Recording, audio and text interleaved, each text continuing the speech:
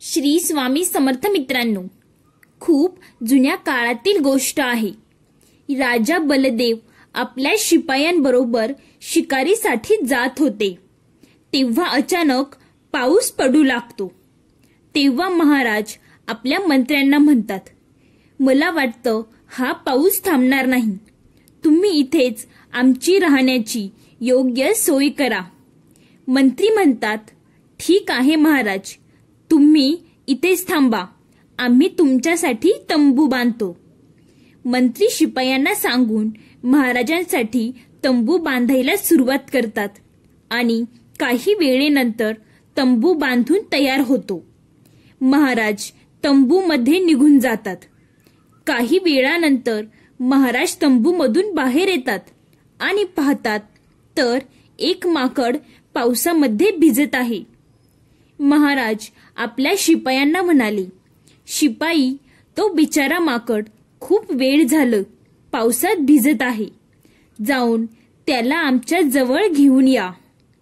महाराजांचा आदेश मिळताच शिपाई माकडाजवळ जातो आणि म्हणतो, अरे माकडा, तू पावसात का भिजत आहेस?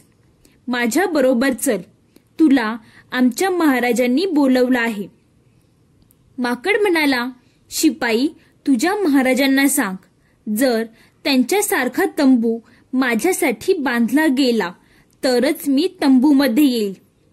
शिपाई राजाकडे जाऊन म्हणतो, महाराज, माकड म्हणते की तुमच्यासारखा तंबू त्याच्यासाठीही बांधला गेला तरच तो येईल.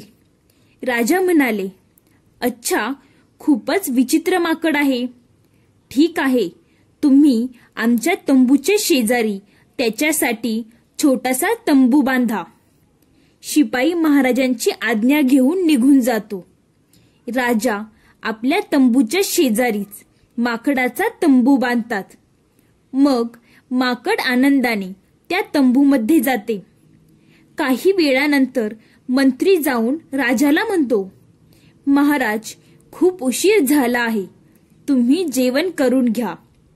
राजा म्हणतो, चला मंत्रीजी. राजा भोजनासाठी बसले. तेव्हा मंत्र्यांना म्हणाले, मंत्री, आम्ही येथे भोजनासाठी बसलो आहोत, पण तो बिचारा माकडही उपाशी असेल, त्यालाही जाऊन एक भाकरी खायला द्या. शिपाई माकडाच्या तंबूमध्ये जाऊन म्हणतो, माकडा, ही घे तुझी भाकरी, तुझे नखरे संपतच नाहीत. माकड म्हणतो, शिपाई, मी काही गल्लीतला कुत्रा नाही, मी माकड आहे. तुझ्या महाराजांना सांग, जसं महाराजांसाठी जेवण वाढलं आहे तसं माझ्यासाठीही वाढावं, तेव्हाच मी खाईन, नाहीतर तुझ्या महाराजांचं खायला घाल. शिपाई महाराजांकडे जाऊन सगळं सांगतो. महाराज म्हणाले, अरे, हा तर खूप नटखट माकड आहे. ठीक आहे, तुम्ही त्याच्या भोजनाची थाळी आमच्या बाजूला लावा. शिपाई म्हणाले, जी आज्ञा महाराज, मी आत्ताच त्याला बोलावून आणतो. महाराज आणि माकड दोघेही एकत्र बसून जेवण करतात आणि जेवण झाल्यानंतर ते दोघेही आपापल्या तंबूमध्ये झोपायला निघून जातात. मग दुसऱ्या दिवशी सकाळी मंत्री महाराजांना म्हणतात, महाराज, जायची सर्व तयारी झाली आहे, चला, राजवाड्यात जाण्याची वेळ झाली आहे. महाराज म्हणाले, अच्छा, पण ते माकड आमच्या मनाला भावलं आहे, त्याला जाऊन विचारा की तो पण आमच्या बरोबर राजवाड्यात येईल का. मंत्री राजाची आज्ञा घेऊन माकडाजवळ जातात आणि म्हणतात, ऐकलंस का माकडा, महाराज विचारत होते की तू त्यांच्या बरोबर राजवाड्यात येणार का. माकड म्हणालं, हो, मी यायला तयार आहे, पण महाराज जसे हत्तीवर बसून जाणार तसंच मला सुद्धा बसायला घोडा मिळणार असेल तरच मी राजवाड्यात येईल. जाऊन सांग तुझ्या महाराजांना. मग महाराजांनी माकडासाठी सुद्धा एक घोडा तयार करण्यासाठी सांगितला आणि दोघेही घोड्यावर बसून राजवाड्याच्या दिशेने निघाले. काही वेळ चालल्यानंतर दोघेही राजवाड्यात पोहोचतात.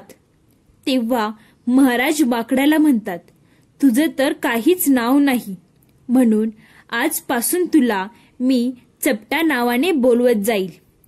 चला, आमचा राजवाडा आला आहे, आतमध्ये चला. तेव्हा माकड म्हणाले, नाही महाराज, तुमच्यासारखा राजवाडा जेव्हा माझ्यासाठी वेगळा असेल तेव्हाच मी त्यामध्ये जाईल, नाहीतर मी जंगलात निघून जाईल. तेव्हा राजा म्हणाले, तू हे काय बोलतो आहेस? ठीक आहे, तू म्हणतोस तर आमच्या राजवाड्याच्या शेजारीच एक छोटासा राजवाडा आहे, त्यामध्ये कोणीही राहत नाही. तुला ठीक वाटत असेल तर तू तिथे राहू शकतोस. मग माकड आपल्या छोट्या राजवाड्यात निघून जाते. आता माकड महाराजांच्या राज दरबारात जाऊन राजकारभारात मदत करू लागतो आणि राजाला चांगले सल्ले देऊ लागतो. आता राजाला माकड खूपच प्रिय वाटू लागले होते आणि राजा त्याची प्रत्येक गोष्ट ऐकू लागला. एके दिवशी राजाची मुलगी दरबारात येते. राजाच्या मुलीला पाहून माकड शिपायाला विचारते, भाऊ, ही मुलगी कोण आहे?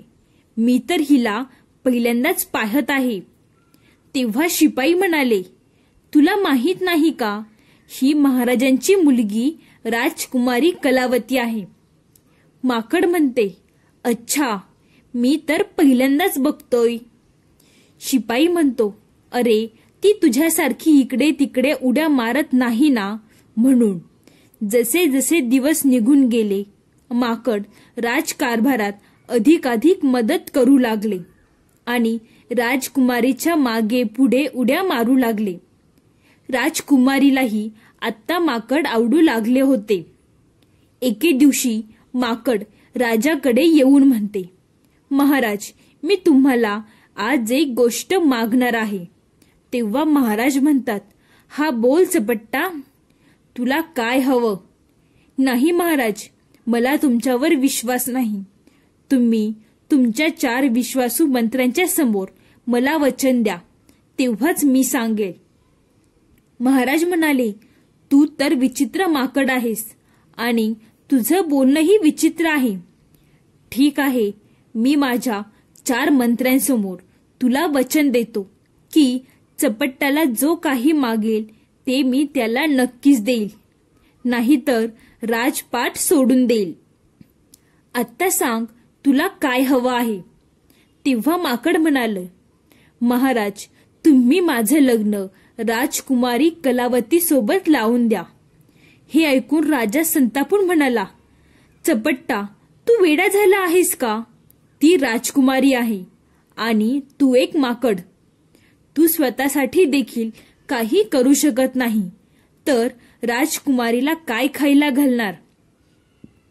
माकड उत्तर देते, महाराज, विचार करा. तुम्ही मला वचन दिले आहे. जर तुम्ही तुमचा शब्द पाळला नाही तर तुम्हाला राजपाट सोडावा लागेल. राजा उदास होऊन म्हणतात, अरे माकडा, तू हे काय मागितलं? मी तुला माझी मुलगी कशी देऊ शकतो? असं म्हणून महाराज खिन्न मनाने आपल्या कक्षेत निघून जातात. काही दिवस जातात आणि महाराजांनी खाणं पिणं सगळं सोडून दिलं. एके दिवशी राजकुमारी कलावती आपल्या वडिलांना म्हणाली, पिताश्री, काय झालं? तुम्ही खूप दिवसांपासून भोजन केलेले नाही आणि नेहमीच चिंतेत असतात. काय झालं आहे? तुमच्या राजकुमारीला सांगू शकत नाही का? राजा म्हणाले, नाही बाळा, असं नाही.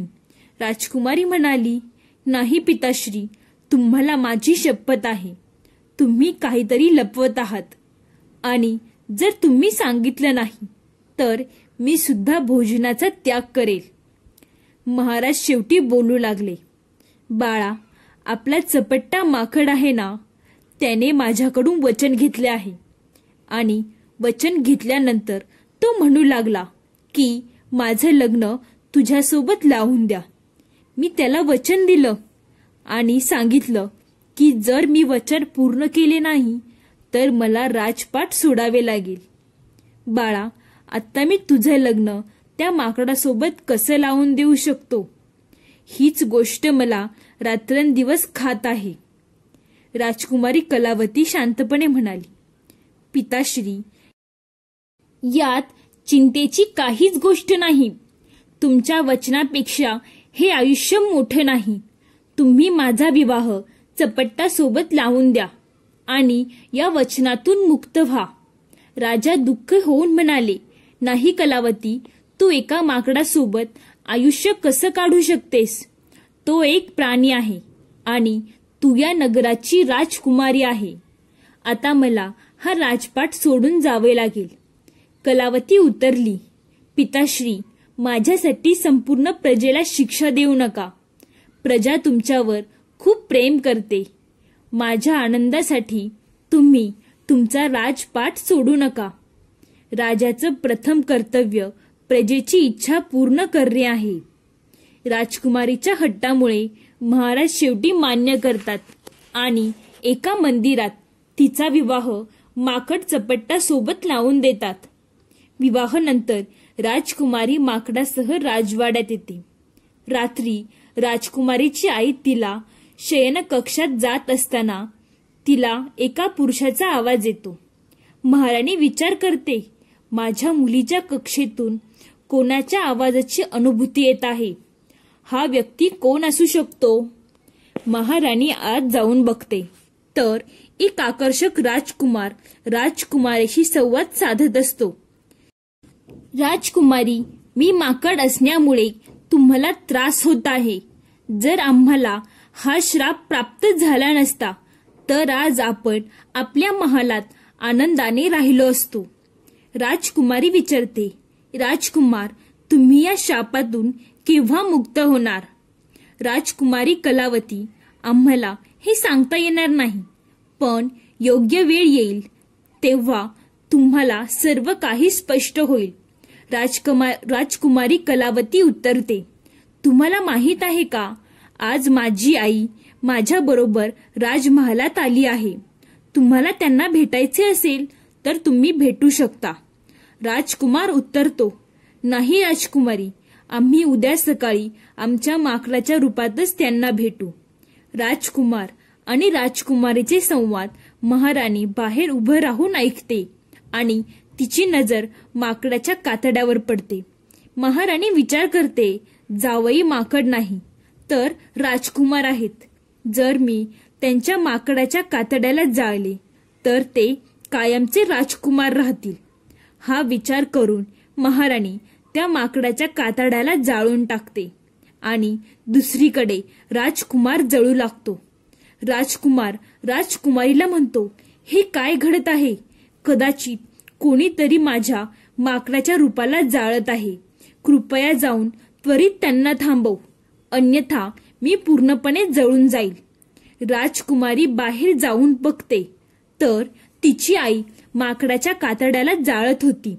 राजकुमारी म्हणती, आई, तुम्ही हे काय केलं? मी जिवंत असतानाच माझं सौभाग्य नष्ट केलं. जर तुम्हाला माकड आवडतच नसेल तर मला एकदा बोलायचं होतं. आम्ही कुठेतरी जाऊन राहिलो असतो. आणि तसेच ते माकड नाही तर एक राजकुमार आहे. त्यांना श्राप लागलेला आहे. तेव्हा महाराणी म्हणाली, कलावती, हे काय झालं? माझ्याकडून मोठा अनर्थ झाला. मी तुमच्या भल्याचाच विचार केला होता, पण हे घडेल असे मला माहीत नव्हते. मला माफ कर. मुली कलावती उत्तरते, आई, तुम्ही माझं सौभाग्य हिसकावून घेतलं. कदाचित मी तुम्हाला या जन्मी माफ केलं असतं, पण म्हणूनच मी तुम्हाला आणि राजवाड्याला सोडून जात आहे. महाराणी म्हणाली, बाळा, हे तू काय बोलतेस? मला माहीत आहे मी मोठे पाप केले आहे, पण अनवधाने झाले आहे.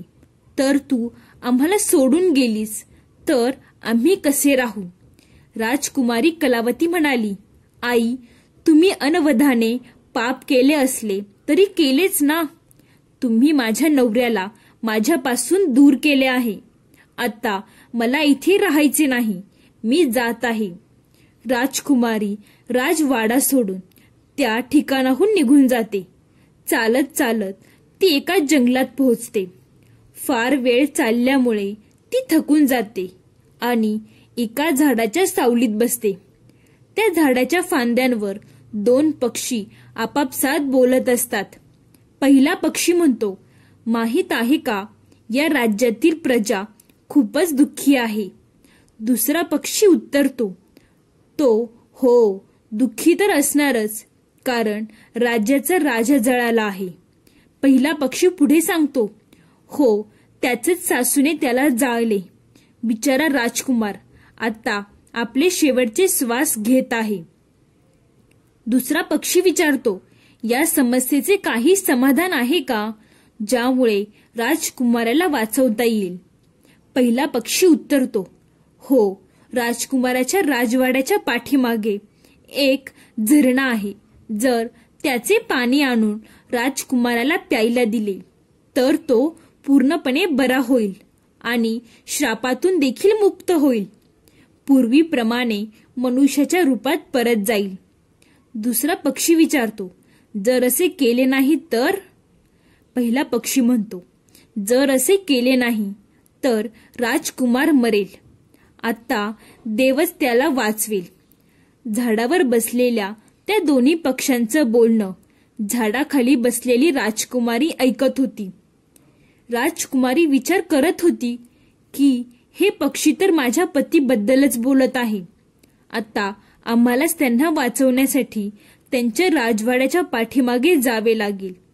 मग राजकुमारी चालत चालत राजवाड्यात पोहोचते आणि शिपायाला म्हणते, आम्हाला पटकन आतमध्ये जाऊ द्या. मी राजकुमारीची पत्नी आहे. शिपाई म्हणाला, तू वेडी आहेस का? आमचे महाराज त्यांच्या शेवटच्या श्वासांसोबत आहेत. ते लग्न कसे करू शकतात? राजकुमारी म्हणाली, हे पहा, मला आतमध्ये जाऊ द्या. मला माहीत आहे राजकुमाराचे प्राण कसे वाचवायचे. माझं आतमध्ये जाणं खूप गरजेचं आहे. मला आतमध्ये जाऊ द्या. मी तुमच्या समोर हात जोडते. मग शिपाई राजकुमारीला आतमध्ये पाठवून देतो. तेव्हा राजकुमारीची आई, मुली, तू कोण आहेस आणि हा काय तमाशा लावला आहेस? राजकुमारी म्हणाली, महाराणी, मी तुमची पुत्रवधू आहे. कृपया मला त्यांच्या जवळ जाऊ द्या. त्यांच्या जखमेवर मलम लावू द्या. तेव्हा महाराणी म्हणाली, मुली, आम्ही तुला राजकुमार जवळ जाऊन देतो, पण राजकुमार बरे झाले नाहीत तर आम्ही तुला मृत्यूदंड देईल आणि आम्ही हे तर नंतर ठरवू की तू आमची पुत्रवधू आहेस की नाही. राजकुमारी म्हणाली, ठीक आहे महाराणी, मला तुमची अट मंजूर आहे. मग महाराणी राजकुमारीला राजकुमाराजवळ जाऊन देते. राजकुमारी राजकुमाराला पाहून खूप आनंदित होते. राजकुमार म्हणाला, राजकुमारी, तुम्ही आलात? राजकुमारी उत्तरली, हो, आम्ही आलो आहे. तुम्ही चिंता करू नका. तुम्ही आता एकदम बरे व्हाल.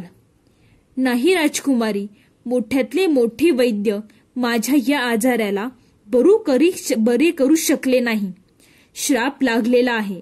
मी आता वाचू शकणार नाही. पण तुम्ही चिंता करू नका. तुमच्या शापाचा उपाय मला मिळाला आहे.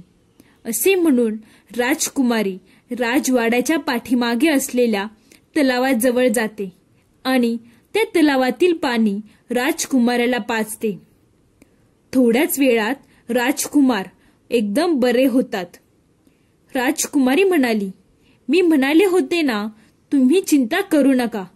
बघा, तुम्ही एकदम बरे झाले आहात आणि आता श्रापातून देखील मुक्त झाले आहात. तेव्हा महाराणी म्हणाली, मुली, मोठ्यातले मोठे वैद्य जे करू शकले नाहीत ते तू केलं. राजकुमाराला बरं केलं आहेस. राजकुमार म्हणाला, आई, ही मुलगी नाहीये, ही तुमची पुत्रवधू आहे. याच राजकुमाराने माझ्या माकडाच्या रूपामध्ये माझ्याबरोबर विवाह केला होता आणि आज मला जीवनदान दिले. आई, ही साधारण मुलगी नाही. ही महाराज बलदेवांची राजकुमारी कलावती आहे. महाराणी म्हणाली, महाराज बलदेव? बरोबर, आपले चांगले संबंध आहेत. बाळा, तू तर आमच्यावर खूप मोठे उपकार केले आहेस. हे मी आयुष्यभर विसरणार नाही. राजकुमारी म्हणाली, नाही आई, हे तर माझं कर्तव्य होतं. त्यानंतर राजा हर्षवर्धन आणि राजकुमारी कलावती आपल्या राजवाड्यात आनंदाने राहू लागतात.